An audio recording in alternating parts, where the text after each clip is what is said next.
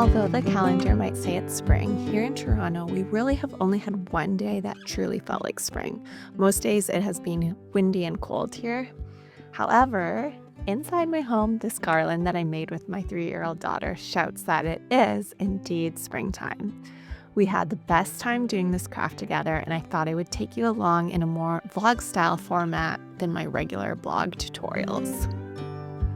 So to prepare the eggs, I found the easiest way was to use like a sharp needle and gently tap a small hole into each end of the egg with a hammer. It sounds a little intimidating, but go slow, go steady. And once you've made that initial hole, use the needle and break it a little bit more to make a wider hole. This will allow you to drain the egg much easier. And you can see how I have it on both sides. Then I'm just going to stick the needle inside the egg to break the yolk, and then you can blow on the top, as I'm doing here, to get all of the content out. And yes, we did enjoy a tasty scrambled egg lunch with this. I'm going to go ahead and wash the eggs out with warm water,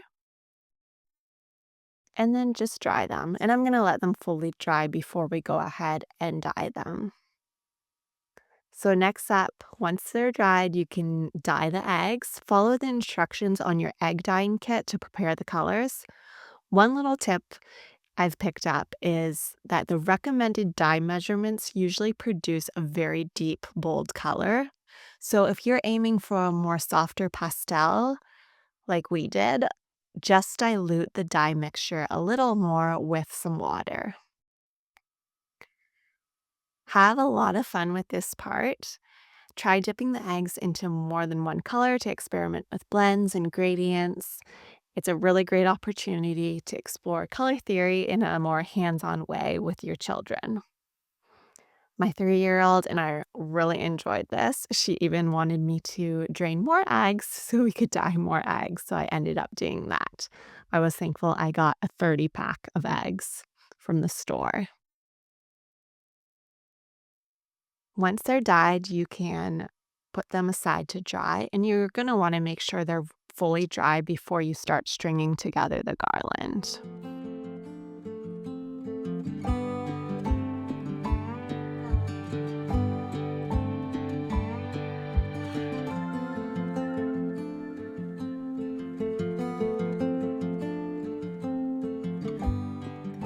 While we waited for the eggs to dry, we had our lunch. So here I am serving my daughter her scrambled eggs. And I have found that when I do projects with my daughter, that the house gets a bit more messier and I have to leave it for later because we're working on the project. But I'm coming to realize that that's okay and it's worth the mess. While my daughter eats her lunch, I'm going to pull out my Cricut and prepare the spring florals that we'll use in our garland.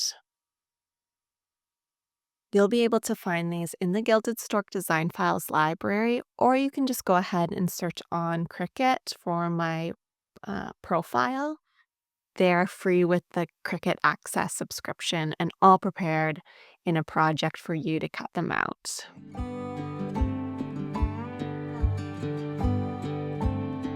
I chose to use some really bright, fun spring colors to play off the pastel colors of the eggs.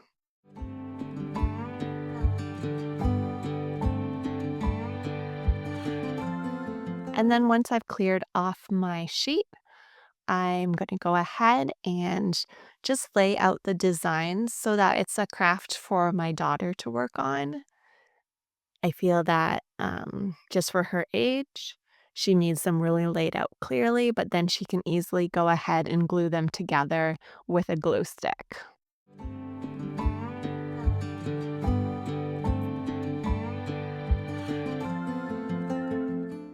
And she really loves gluing together pieces. She's really proud of each one that she made. And it just is another simple, easy way to involve her in the process. Before stringing all of the elements together, we arranged the eggs and the flowers in a line so we could kind of preview the design.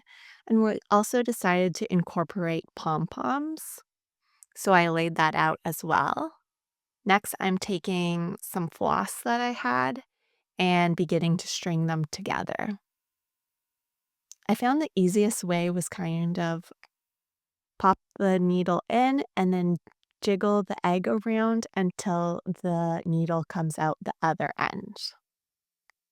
And another way I involved my daughter was helping her as she strung together the pom pom parts. The soft element of the pom pom was something that she could use really easily thread, not so much the eggs and punching the holes in the cardstock flowers.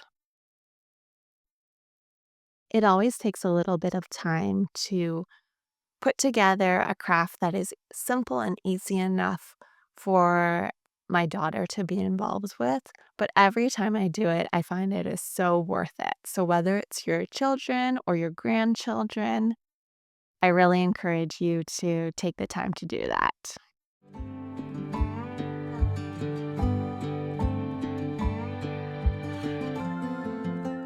Once they were all strung together, I used a pom-pom on either end to be able to make a final knot to hold it all together.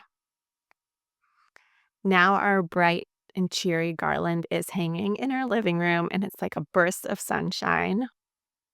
We are so excited for Easter, and we are thankful that Easter is later on in the spring, so because maybe it will actually feel like spring. Yeah. So let me know if you like this style of a blog, and thank you for watching.